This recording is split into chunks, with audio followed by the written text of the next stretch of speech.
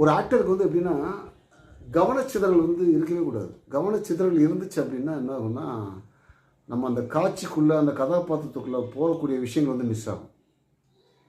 வேறு ஏதாவது உங்களுடைய பர்சனல் ஒரு விஷயம் வந்து டிஸ்டர்ப் பண்ணி உங்களுக்கு கவனத்தை சிதறடிக்க பண்ணும்.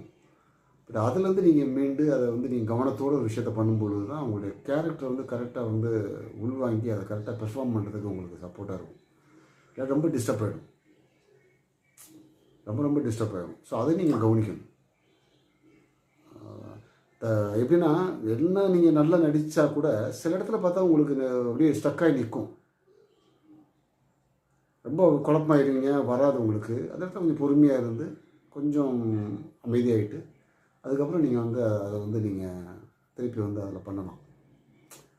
பதட்டத்தை அதிகப்படுத்திடக்கூடாது. பதட்டத்துக்கான காரணங்கள் நிறையா இருக்கும். சின்ன சின்ன விஷயத்து கூட பதட்டம் வந்துடும். சினிமா வந்து எப்படின்னா அது அது ஒரு தவநிலை மாதிரி இது நடிப்புன்றது, நடிப்பு கலைன்றது. இப்படி செட்டை போட்டு கலைச்சிக்கிட்டே இருப்பாங்க அடுத்தடுத்து. ஒரு சீன் நடக்கும், அப்புறம் அங்கே